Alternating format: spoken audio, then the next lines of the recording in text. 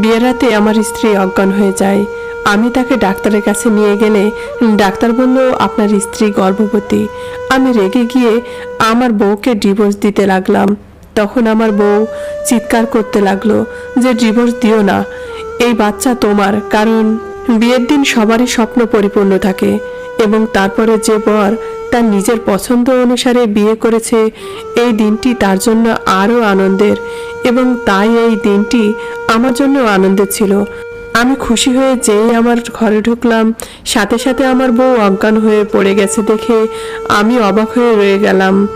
আমি ভেবেছিলাম দুর্বলতার কারণে এমনটা হয়েছে, কারণ মেয়েরা বিয়ের আগে একটু বেশি চিন্তা করে, তার জ্ঞান ফিরিয়ে আনার সমস্ত চেষ্টা ব্যর্থ হয়।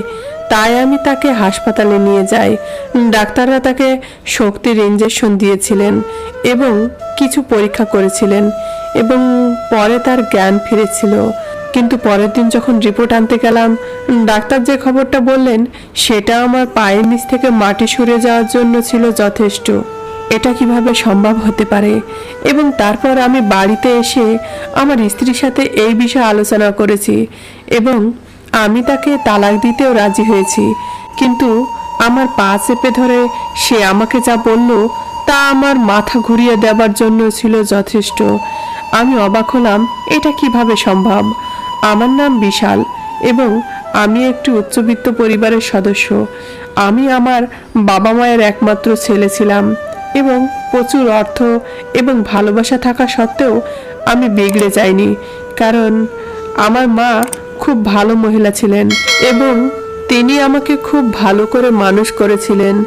অর্থবিত্ত থাকা সত্ত্বেও আমি ছিলাম অতি সাধারণ ও সুদর্শন। আমার ক্লাসের ছেলেরা আমাকে সিন্ধু বলে রাগাতো, কিন্তু আমি কখনো কাউকে খারাপ বলিনি, কারণ আমার মা আমাকে ছোটবেলা থেকেই খুব ভালো করে শিখিয়েছিলেন ঠিক আর ভুলের পার্থক্য। আর এখন যখন পড়াশোনা শেষ করে বাবার ব্যবসা সামলাচ্ছিলাম, তখন মা আমার বিয়ে নিয়ে দুশ্চিন্তা করতে লাগলো। কিন্তু এ ব্যাপারে আমি তাকে পরিষ্কার বলে দিয়েছিলাম যে আমি যাকে পছন্দ করি তাকেই বিয়ে করব। কিন্তু আমার নজরে এখনো অবধি কোনো যোগ্য মেয়ে আসেনি, কারণ আমার চারপাশে ছিল যত রাজ্যের বিগড়ে যাওয়া মেয়েরা।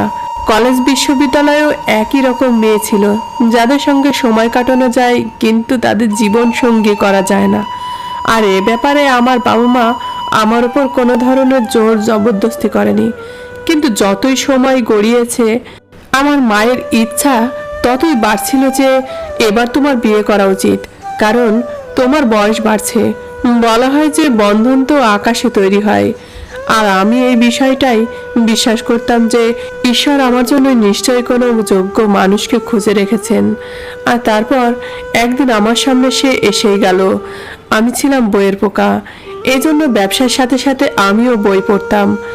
আমার এলাকায় কেন্দ্রীয় লাইব্রেরিতে আমি একদিন বই খুঁজতে গেলাম, তখন সেখানেই আমি তাকে দেখতে পেয়েছিলাম। তার সাদাসিধে ভাব আমাকে তার দিকে আকর্ষণ করলো, কিন্তু সে আমাকে দেখে এমনভাবে চমকে গেল যেন সে আমাকে প্রথম থেকে জানতো। তার চোখে আমি ভয়ের ছাপ দেখতে পেলাম, আর তাই আমি অবাক হয়ে গেলাম। আমি তো তাকে প্রথমবার দেখছি, সে আমাকে দেখে ভয় পেল কেন? কিন্তু আমি তার সাথে কথা বলার আগেই সে এমনভাবে দৌড় দিল যেন সে আমার থেকে পিছু ছাড়াতে চায় এবং ব্যাপারটা আমাকে অবাক করেছিল। এই অদ্ভুত ব্যাপারটা আমার অস্থির করে, আমাকে বারবার সেই লাইব্রেরিতে টেনে নিয়ে যেতে বাধ্য করে এবং কয়েকদিন পর আমি তাকে আবার সেখানে দেখতে পেলাম। তাই আমি তার বাড়ি পর্যন্ত পিছু করলাম। আমি খোঁজ নিয়ে জানলাম ওর নাম কমল, আর তার বেশ কিছুদিন হলো এই এলাকাতে শিফট হয়েছে। আর সব থেকে বড় ব্যাপার হলো সে তার বাবা মার একমাত্র মেয়ে। এর থেকে বেশি আমি আর কিছু জানতে পারিনি। আমি তো তার সিধে সাদা ব্যক্তিত্বে প্রভাবিত হয়েছিলাম, তাহলে সে আমার থেকে ভয় পেত কেন? যখন কিনা আমি তার সাথে আজ পর্যন্ত কথাও বলিনি। তার ব্যাপারে আরো জানার জন্য আমি সুযোগ খুঁজতে লাগলাম যাতে তার সাথে কথা বলতে পারি। আর বোধহয় সে বুঝতে পেরেছিল, এই জন্য সে সমস্ত জায়গায় যেখানে আমি যেতে পারি সে সেখানে যেন যেতে চাইতো না। আর তার এই দূরে পালানোর ব্যাপারটা দিনের পর দিন আমাকে তার প্রতি আসক্ত করছিল। তারপর ভাগ্য একদিন এমন একটা চমৎকার খেলা খেললো যে কিছুদিন পরে মেয়েটা আমার কোম্পানিতে ট্রেনিং হয়ে জয়েন করলো। যেহেতু ট্রেনিংয়ের ইন্টারভিউ আমি নিতাম না, সেজন্য এই মেয়েটি আমার সামনাসামনি হওয়ার কোনো সুযোগ ছিল না। আর যেদিন সে কোম্পানি জয়েন করলো তার দ্বিতীয় দিন আমি বুঝতে পারলাম যে আমার কোম্পানিতে সে এখন চাকরি করতে আসে। আর যেহেতু একই জায়গায় চাকরি করতে আসি, সেজন্য সে আমার প্রশ্নের উত্তর তো দিতেই পারত। তাই একদিন আমি তাকে আমার কেবিনে ডাকলাম। আমাকে দেখা মাত্রই তার চোখে আমি ভয় দেখতে পেলাম। আমি তাকে জিজ্ঞেস করলাম, আমার থেকে ভয় পাও কেন তুমি? আমি তাকে এমন কেন জিজ্ঞাসা করলাম যার জন্য সে সেই ঘর থেকেই চলে গেল। বাইরে গিয়ে পরের 2 ঘন্টার মধ্যে সে রেজিগনেশন লেটার আমার টেবিলে রেখে দিল। এই ব্যাপারটা তো আমাকে আরো বেশি অবাক করে দিল। এবার তো আমি পাগলের মতো তার পিছু করতে লাগলাম। এমনকি আমি আমার বাড়িতেও জানিয়ে দিলাম যে ওই মেয়েটিকে আমি পছন্দ করি। আমার মা তো আমার পছন্দের সব মেয়ের জন্যই যেন তৈরি ছিল, কিন্তু আমি একটা শর্ত দিয়েছিলাম, যখন সম্বন্ধ নিয়ে যাবে তখন আমার ব্যাপারে মেয়েটিকে কিছুই বলবে না, না হলে সে সেই সম্বন্ধ না করে দেবে। মা ঘটককে দিয়ে ওদের ঘরে সম্বন্ধ পাঠালো। আমি জানতাম না যে মা কি বলেছিল আর মেয়েটি কি বলেছিল আর কি করে এই সমস্ত কিছু হলো। শুধুমাত্র 1 মাসের মধ্যেই আমার সম্বন্ধ পাকা হয়ে গেল। কিন্তু সম্বন্ধ হওয়ার পরও আমি তার সাথে কথা বলার চেষ্টা করিনি, কেননা আমার মনে একটা ভয় ছিল, যদি আমি তার সামনে যাই তাহলে সে সম্বন্ধ না বলে দিতে পারে। আর সত্যি তো এটাই, আমি তার থেকে আর দূরে যেতে পারতাম না। আমার থেকে সে ভয় কেন পায় এসব কথা আমি জিজ্ঞাসা করতে চাইতাম, কিন্তু যখন সে আমার স্ত্রী হয়ে যাবে তখন সে আমাকে কিছুই লুকাবে না। আর তার জন্য জরুরি ছিল যে আমি তাড়াতাড়ি বিয়ের ওপর জোর দেই। আমার মায়েরও বিয়ে দেওয়ার তাড়া ছিল, আর ওর পরিবারও সেরকমভাবে বাধা দেয়নি। এজন্য মোটামুটি 1 মাস পরেই আমার বিয়ে ঠিক হয়ে গেল। আমার মা শুদ্ধ সবার মনে হতো আমি এই বিয়েটা যেহেতু নিজের ইচ্ছাই করেছিলাম, নিশ্চয়ই মেয়েটির সাথে আমার কথা হয়েছে আগে। কিন্তু সত্যি তো শুধুমাত্র আমি জানতাম। আমি তো এটাই চাইতাম না যে তার সাথে আমার কথা হোক বা সে আমার ব্যাপারে কিছু জানুক, কেননা আমার মনে ভয় ছিল যে সে হয়তো এই সম্বন্ধ বারণ করতে পারে। সে আমার ব্যাপারে কিছুই জানতো না। এদিকে আমিও তার ব্যাপারে শুধু তার নামটুকুই জানতাম। আমি বিয়ের দিনের অপেক্ষা করছিলাম, আর তারপর শেষমেশ বিয়ের দিন এসেই গেল। আর আমি ভীষণ খুশি ছিলাম। যাকে আমি চেয়েছিলাম আজ তাকে আমি পেয়ে গিয়েছি। আর সব থেকে বড় কথা হলো, আমি তাকে স্ত্রী হিসেবে গ্রহণ করার আগে তার সাথে আমি কথাও বলিনি। এজন্য আমি এই ব্যাপারটার জন্য সব থেকে বেশি অপেক্ষা করছিলাম যে সে আমার সাথে আসুক আর আমি তার সাথে কথা বলি। কিন্তু ঈশ্বর আমার জন্য কিভাবে রেখেছিল সেটা তো আমি জানতাম না। বিয়ের পর তাকে যখন স্টেজে আনা হলো তখন সে আমার দিকে চোখ তুলে দেখেনি। হতে পারে সে লজ্জা পাচ্ছিল বা অন্য কোনো ব্যাপারও হতে পারে, কিন্তু যখন আমাকে দেখার প্রথম নিয়ম পালন করা হলো তখন তার চোখে আমি সেই একই রকম ভয় দেখেছিলাম, আর সেই অদ্ভুত অস্থিরতাও, যেন সে বিশ্বাসই করতে পারছে না যে আমি তার বর। কিন্তু আমি তো ওকে একভাবে দেখেই যাচ্ছিলাম, কেননা আজ ওকে দেখার আমার পুরো অধিকার রয়েছে। আর কিছুক্ষণ পরেই বিদায়ের নিয়ম শুরু হয়ে গেল। কিন্তু প্রত্যেকটা মুহূর্তে আমি অনুভব করছিলাম যে মেয়েটি ভীষণ চিন্তায় ছিল, আর চিন্তা থেকে বেশি সে ভয় পেয়েছিল। কিন্তু আমি তার এই ভয়টাকে দূর করতে চাইছিলাম। আমি অপেক্ষা করছিলাম যে ও আমার সাথে যেন কথা বলে, যাতে আমি তাকে নিজের ব্যাপারে ক্লিয়ার করি, যাতে তার এই ভয়টা শেষ হয়ে যায়। আমি 100% বিশ্বাস করতাম আমার ভালোবাসা দিয়ে ওর মন থেকে ভয়টাকে বের করব। কিন্তু আমি কি করে জানবো যে এটা সেই ভয় ছিল যেটা আমার পরবর্তী জীবনকে সম্পূর্ণ নাড়িয়ে রেখে দেবে? বিদায় পর্বের পরে যখন তাকে ঘরে নিয়ে আসলাম না, জানি আমার মা কি কি নিয়ম পালন করতে লাগলো, কিন্তু ওর চোখের বেড়ে যাওয়া ভয় দেখে আমি চাইছিলাম যে তাড়াতাড়ি আমি ওকে ঘরে পৌঁছে দিই, যাতে আমি তার সাথে কথা বলতে পারি। সব রকমভাবে আমি চেষ্টা করছিলাম যে আমার দিক থেকে কমলের কোনো সমস্যা যেন না হয়, কিন্তু তার চোখে দেখা ভয়টাকে কিভাবে দূর করব, সেটা যে কিছুতেই দূর হতে চাইছিল না। যখন ওকে ঘরে নিয়ে যাওয়া হলো, তখন আমার বন্ধুরা আমাকে ঘিরে ধরলো। ওরা নিজের নিজের মতো করে মজা করছিল, কিন্তু আমি জানতাম যে এই মজাগুলো আমার জন্য নয়। নিজেকে ছাড়িয়ে তাড়াতাড়ি ঘরের মধ্যে দৌড়ে গেলাম।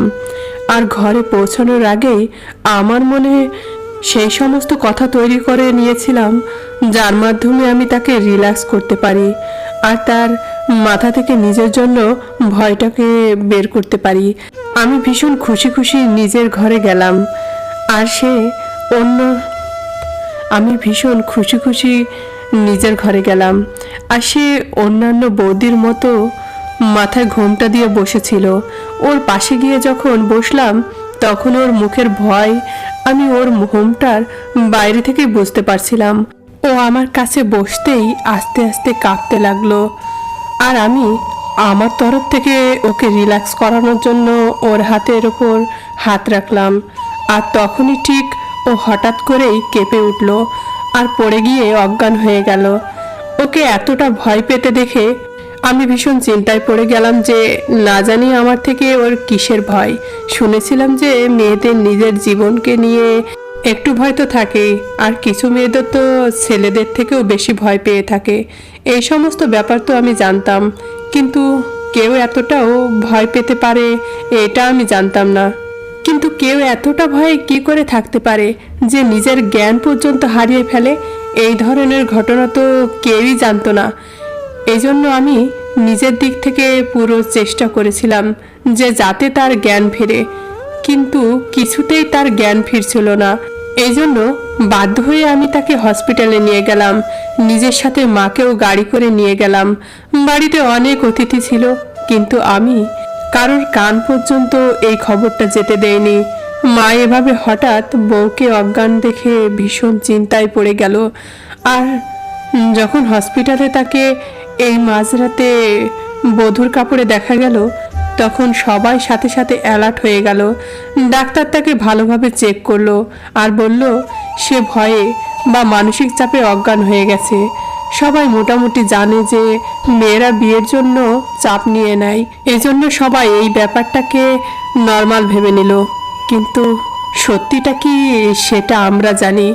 ডাক্তার তাকে ইঞ্জেকশন ইত্যাদি দিয়ে 2 ঘন্টা তার জ্ঞান এসে যাবে বলে আশ্বস্ত করল। সেই 2 ঘন্টা যে আমি কি করে কাটিয়েছি সেটা শুধু আমিই জানি। ডাক্তার সব পরীক্ষা করে নিলেন এবং বললেন সকালে এসে রিপোর্ট নিতে হবে। জ্ঞান ফেরার মাত্র 2 ঘন্টা পর আমি তাকে বাড়ি ফিরিয়ে আনলাম এবং তার স্বাস্থ্যের কথা ভেবে তার সাথে আর কথা বললাম না। সেও নীরবে কাপড় পাল্টে শুয়ে পড়ল এবং আমাদের সোনালি রাত হাসপাতালের জন্য এভাবেই নষ্ট হয়ে গিয়েছিল। আমি এই নিয়ে অবশ্য দুঃখিত ছিলাম না, আমি শুধু একটা বিষয়ে চিন্তিত ছিলাম, কেন আমার স্ত্রী এত ভয় পেয়েছিল। এবং আমি যে কোনো মূল্যে এটা জানতে চেয়েছিলাম। বিয়ে তো কাটলো, এরপর ফুলসজ্জার দিন আসলো, কিন্তু আমি কথা বলতে চাইনি। আমি কোনো অবস্থাতেই সামলাতে পারছিলাম না, তাই রিপোর্ট নেওয়ার জন্য কাউকে না জানিয়ে খুব ভোরেই আমি হাসপাতালে চলে যাই, কিন্তু রিপোর্ট না দিয়ে আমাকে ডাক্তারের ঘরে পাঠানো হয়। এই ব্যাপারটা আমাকে আরও বেশি চিন্তায় ফেলে দিল যে না জানিয়ে আমার স্ত্রী কী ধরনের রোগে ভুগছে। ডাক্তার আমাকে দেখা মাত্রই বললেন আমি যে খবরটা দিতে যাচ্ছি সেটা ধৈর্য ধরে মন দিয়ে আপনাকে শুনতে হবে। আমি সব ধরনের খারাপ খবরের জন্য নিজেকে প্রস্তুত করছিলাম। এতটাই যে আমি সিদ্ধান্ত নিয়েছিলাম যে আমি সবসময় আমার স্ত্রীকে সমর্থন করব এবং যতটা সম্ভব সেরা ডাক্তারের দ্বারা তার চিকিৎসা করাবো, কারণ আমার অর্থের অভাব ছিল না। কিন্তু ডাক্তার আমাকে যা বললেন আমি স্বপ্নেও ভাবতে পারিনি। ডাক্তার বললেন আপনার স্ত্রী প্রায় 3 থেকে 4 সপ্তাহ আগে থেকেই গর্ভবতী। আর এই খবরটা শুনে আমার পায়ের নিচ থেকে মাটি সরে গেল। আমি জানি না কোন কোন বড় রোগের কথা ভাবছিলাম। আর এটা কি হলো? যে মেয়ের ওপর অন্ধ বিশ্বাস রেখেছিলাম, বিয়ের আগে যার সাথে কথা বলাটাও জরুরি মনে করিনি, পাছে তার ইজ্জতের দিকে কেউ আঙুল না তুলতে পারে, আর সেই মেয়ে আমাকে বিয়ে করার আগে অন্য কারোর সন্তানের মা হতে চলেছে। হয়তো সে এই কারণেই এত ভয় পেয়েছিল, হয়তো সে কাউকে পছন্দ করত। আমি তো এটাই ভাবছিলাম। হাসপাতাল থেকে বেরিয়ে এসে গাড়ি চালানোর মতো সাহসটুকু পেলাম না। আমি ভাবছিলাম যে আমি যাকে ভালোবাসি সে ইতিমধ্যেই অন্য কারোর সাথে মুখ কালো করে নিয়েছে। তাহলে বিয়ের পরও সে যে আমার প্রতি বিশ্বস্ত থাকবে তার নিশ্চয়তা কি? অতএব আমার আজই তাকে ছেড়ে দেওয়া উচিত, যাতে সে তার গর্ভে যার সন্তান তার সাথে জীবনযাপন করতে পারে, আর এভাবে এই শিশুটি তার বাবাকেও পেতে পারে। আমি তো শুধু ভালোই বেসেছিলাম, কিন্তু প্রতিটা মানুষই যে তার ভালোবাসা পাবে এটা জরুরি তো নয়। এই চিন্তা করে সিদ্ধান্ত নিয়ে বাড়ির দিকে চলে গেলাম। আমি যখন ঘরে গেলাম সে তখন বিশ্রাম নিচ্ছিল, কিন্তু সেটা নিয়ে আমার আর কিছু আসে যায় না। তাই আমি গিয়ে তার সামনে তার রিপোর্ট বের করলাম এবং বললাম, তোমার জীবনে আমার আগে থেকেই যে আছে তাকে তুমি বিয়ে করলে না কেন? তুমি আমায় বিয়েতে হ্যাঁ বললে কেন? আজ আমি তোমাকে মুক্ত করছি, যাতে তুমি যার সন্তানের মা হতে যাচ্ছ তাকে বিয়ে করতে পারো, আর এই শিশুটিও তার বাবাকে পেতে পারে। কিন্তু আমার কথা শুনে সে কাঁদতে লাগলো এবং আমাকে বলল, তোমার ঈশ্বরের দিব্যি, আমাকে তুমি তালাক দিও না। একদিকে তার চোখের জল আর তার মুখের বিবশতা আমাকে চিন্তায় ফেলেছিল, অন্যদিকে আমার হাতে থাকা রিপোর্ট আমাকে আমার সিদ্ধান্তে অটল থাকতে বাধ্য করেছিল। আমার ভালোবাসা আমাকে এমনই এক দ্বন্দ্ব ভরা জায়গায় দাঁড় করিয়ে দিয়েছিল, কিন্তু আমি তাকে ডিভোর্স দিতে চাইছিলাম শুধু এই জন্য যে তার পেটে পালিত বাচ্চাটির জন্য আমার চিন্তা ছিল, যে কালি তাকে নিজের নাম দেবে। আমার মধ্যে তো এতটা সাহস ছিল না যে আমি নিজের নাম তাকে দেই। এদিকে আমার স্ত্রী এক নাগাড়ে কেঁদে চলছিল। যখন সে দেখলো যে আমি আমার সিদ্ধান্ত থেকে একেবারেই সরছি না, তখন সে এমন একটা অদ্ভুত আচরণ করলো যেটা আমার ভিতর পর্যন্ত নাড়িয়ে দিয়েছিল। সে নিজের ওড়না গা থেকে সরিয়ে আমার পায়ে রেখে দিয়েছিল, আমার প্রাণ নিয়ে নাও, কিন্তু আমাকে ডিভোর্স দিও না, কেননা এই বাচ্চাটা তোমারই। আমি জানি তুমি আমার সাথে বদলা নেওয়ার জন্য আমার বিয়ে করেছো। যেমন চাও তেমন বদলা নাও, আমাকে মেরে ফেললেও আমি পর্যন্ত করব না, কিন্তু আমাকে ডিভোর্স দিও না, তাতে আমার মা বাবা মরে যাবে। এদিকে আমি তো তার এই ব্যবহার অবাক হয়ে গিয়েছিলাম।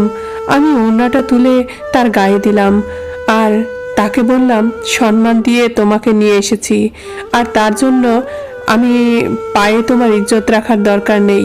কিন্তু তুমি এটা কি বললে? এই বাচ্চাটা আমার? আমি তো তোমাকে জানিও না, আর সম্বন্ধ পাঠিয়েছিলাম, কিন্তু সে বলল, আমি কসম খেতেও রাজি আছি যে এই বাচ্চাটা তোমারই। তার কথা আমাকে অবাক করে দিয়েছিল। যে কোনো দুর্বল থেকে দুর্বল চিত্তের মানুষও এত বড় দিব্যি খেতে পারে না, তাহলে মেয়েটি কি করে এত বড় দিব্যি খেতে পারে? যখন কিনা আমি জানি যে এই বাচ্চাটা আমার নয়, কিন্তু আমি এটার তামাশা করতে চাইনি, এজন্য চুপ করে গেলাম। ফুলসজ্জা এরকমই একদম সাধারণভাবে কেটে গেল, কিন্তু এরপর আমরা দুজন অচেনা হয়ে গেলাম। ধীরে ধীরে নদীর দুই ধারের মতো আমি তার আচরণের হিসাব নিতে থাকলাম। সে রোজ পুজো করত, আমার আর আমার পরিবারের সব রকমভাবে সে খেয়াল রাখত। কিন্তু একটা ব্যাপার যেটা আমাকে অবাক করেছিল, সে একদম পরোয়া করতো না যে তার ফোন কোথায় পড়ে আছে। সে আমার সাথে বাইরে গেলেও আমি অবাক হতাম যে তার জীবনে যদি অন্য কেউ থাকে তাহলে অন্তত তার সাথে কথা তো বলবে সে। আমার সহ্য করার ক্ষমতা যেন আস্তে আস্তে চলে যাচ্ছিল। আর এক সপ্তাহ পরে আমি আস্তে করে তাকে আমার পাশে বসালাম আর বললাম, এখানে বসে আমাকে সব সত্যিটা বলো, যা কিছু তোমার সাথে হয়েছে, আর যেটা তুমি ওই দিন বললে যে এই বাচ্চাটা নাকি আমার, তুমি এই কথাটা কি করে বলতে পারো? কিন্তু তার আগে আমি আমার দিকের গল্পটা তোমাকে বলে রাখি। যখন আমি ওকে বললাম যে আমি তোমার প্রথমবার লাইব্রেরিতে দেখেছিলাম, আর তারপর তোমার ব্যাপারে আমি জানার চেষ্টা করেছিলাম, আর নিজের মাকে বলে তোমাকে বিয়ে করে নিয়েছি, ব্যাস আমার দিক থেকে এইটুকু কাহিনী। তখন সে অবাক হয়ে গেল আর বলতে লাগলো, এই শহরে তো তুমি আমাকে লাইব্রেরিতে প্রথম দেখেছিলে, কিন্তু এর আগে শহর থেকে তো তুমি আমাকে দেখে আসছো, সে ব্যাপারে তো বললে না। এটা শুনে আমি বললাম, কিন্তু এই শহর থেকে তো আমি কখনো বাইরে যাইনি, আমি তো এই শহরেই লেখাপড়া শিখেছি, আর ব্যবসায় ডিগ্রি তো আমি লন্ডন থেকে নিয়েছি। ওই যে শহরের নাম বললো, আমি সেই শহরে কখনো ব্যবসার জন্য ডিল করতে গিয়েও থাকতে পারি, কিন্তু সেখানে কখনো কখনো মেয়ে তো নজরে আসেনি। তখন সে বলল, এটা সত্যি না। আমি বললাম, তুমি নিজের গল্পটা বলো, তুমি এটা ভেবেই বলো যে ওটা আমি ছিলাম, কিন্তু তোমার সাথে কি হয়েছে? ও বলল, কলেজে একটা ছেলেকে আমি পছন্দ করতাম, আর সেও আমাকে পছন্দ করত, যেমন সবার সাধারণ বন্ধু হয়, আমাদেরও সেরকম ছিল, আর আমরা দুজন খুব ভালো বন্ধু হয়ে গিয়েছিলাম, কিন্তু শুধুমাত্র বন্ধু। আর তারপর এই বন্ধুটা আস্তে আস্তে ভালোবাসা বদলে গেল। আমার মা বাবাও এই ব্যাপারে জানতো, তাদের কোনো আপত্তি ছিল না, কেননা ছেলেটাও খুব ভালো ছিল। আর আমরা সবসময় বন্ধুত্বের সীমারেখার মধ্যে থেকেই কথা বলেছি, কাউকে না বলে আমরা কখনো দেখা করতে যেতাম না। আমাদের দেখা তো কলেজেই হয়ে যেত, কিন্তু যখন আমার কলেজ শেষ বছর ছিল, তখন ওই ছেলেটির কিছু বাজে ছেলের সাথে বন্ধুত্ব হয়, যার মধ্যে তুমিও ছিলে। আর জানি না তারা কিভাবে ওকে নেশা করা শিখিয়ে দিল, যার জন্য সে আমাকে যে কারোর কাছেই বিক্রি করতে রাজি ছিল, আর আমার দাম পর্যন্ত সে ধার্য করলো। কিন্তু আমার ভাগ্য বোধহয় সেই সময় ভালোই ছিল। আমি এই ব্যাপারটা প্রথমেই বুঝে গিয়েছিলাম যখন সে ফোনে তোমার সাথে কথা বলছিল। আমি পেছনে দাঁড়িয়েছিলাম আর সব শুনে নিয়েছিলাম। সে আমাকে প্রথমবার রাতে খাবারের জন্য নিমন্ত্রণ করেছিল, আর আমার বাবা মাও রাজি ছিল, কেননা ওরা চাইতো সে ডিগ্রি শেষ হতেই আমাদের যেন বিয়ে হয়ে যায়। তাকে আমি এটাই বলতে এসেছিলাম যে আমাকে সম্পত্তি আমার পরিবার দিয়ে দিয়েছে, কিন্তু তার কথা শোনার পর আমি জানতে পারলাম যে এটা ডিনার ছিল না, বরং ডিনারের নামে সে আমাকে বিক্রি করতে চাইছিল। আমি বাবা মাকে বললাম, যখন তারাও ভীষণ চিন্তায় পড়ে গেল। একেই আমরা প্রথম থেকে ভাড়ার ঘরে থাকতাম। রাতে তার ফোনের ওপর ফোন আসতে থাকলো, আর আমি তাই তাকে বললাম, আমার মায়ের শরীর ভীষণ খারাপ হয়ে গেছে, এই জন্য আমি আসতে পারবো না। ওর জন্য আমি 1 সপ্তাহ ছুটিও নিলাম, আর আমরা এই 1 সপ্তাহে সব কিছু বাদলাম আর এই শহরে চলে এলাম। আমি ভাবলাম আমি বেঁচে গিয়েছি আর সব কিছু শেষ হয়ে গেছে, কিন্তু এখানে আমি তোমাকে দেখলাম আর চিন্তায় পড়ে গেলাম। তারপর থেকে আমি ঘর থেকে বেরোনোই ছেড়ে দিলাম, কিন্তু মা বাবাকে এটা বলে বিরক্ত করতে চাইনি। আর যখন একদিন বাজারে গেলাম, তুমি আমাকে ধরে ফেললে আর আমার সাথে জবরদস্তি করলে। তুমি আমাকে বললে যে তুমি আমার দাম অলরেডি নিয়ে ফেলেছো, আর আমি এই ব্যাপারটা আমার বাবা মাকে বলতে পারতাম না, আর আমার পেটে থাকা বাচ্চাটা এভাবেই এসেছে। এবার আমি ওকে বললাম যে আমি তো ওটা একদমই ছিলাম না, ও আমাকে নিজের বন্ধুর নাম্বার দিল। আমি ওখানে বসে বসে নিজের পুলিশ বন্ধুকে ওই নাম্বারটা থেকে ডিটেলস বের করলাম, আর এই লোকটির সাথে যাদের বেশি মেলামেশা ছিল সেই সমস্ত ছেলেদের ডিটেলস বের করলাম। আর যখন ওদের ফোন নম্বর, ওদের ছবি আমার সামনে কিছুক্ষণের মধ্যে আসলো, তখন ওই ছবিগুলোর মধ্যে আমি নিজের ছবি থেকে অবাক হয়ে গেলাম আর চিন্তায় পড়ে গেলাম, কেননা ওই ছেলেটা হুবহু আমার মতোই দেখতে, কিন্তু ওটা আমি ছিলাম না। আর আমি আমার স্ত্রীকে এই কথাটা বলে দিলাম। আর তারপর সেই পুলিশের সাহায্যে আমি যখন ওই ছেলেদের ব্যাপারে জিজ্ঞাসা করলাম, তখন জানতে পারলাম যে সে নিজের বাবা মার একমাত্র ছেলে। যখন তার বাবা মার ব্যাপারে জিজ্ঞাসা করলাম, তখন সে আমার বাবার পুরনো শত্রু বের হলো। আর যখন পুলিশের সামনে তারা মুখ খুলল, তখন জানলাম যে সেই ছেলেটি আসলে আমার যমজ ভাই, যাকে ওরা হসপিটাল থেকে চুরি করেছিল আমার মা বাবার সাথে বদলা নেওয়ার জন্য। তারা জানতো না যে আমরা যমজ জন্মেছি, এমনকি আমার বাবা মাও জানতেন না যে আমরা দুই ভাই। এইসব একজন নার্স করেছিল এবং সেই ছেলেটি ভুল পথে চলা শুরু করেছিল। আমার স্ত্রীর গর্ভে ওরই সন্তান বেড়ে উঠছিল, কিন্তু আমি এই খবর আমার বাবা মায়ের কাছে পৌঁছতে দিইনি এবং তারপর স্ত্রীর গর্ভপাত করালাম। এরপর এখন আমরা খুব ভালোভাবে জীবনযাপন করছি। আমি আমার রক্তের ভাইকে ভুলে গিয়েছি। এবার আমরা একই রক্তের দুই ভাই হলেও সে ভুল পথে চলে গিয়েছিল, আর আজ আমরা দুজনেই আমাদের জীবনে খুব খুশি। ধন্যবাদ বন্ধুরা।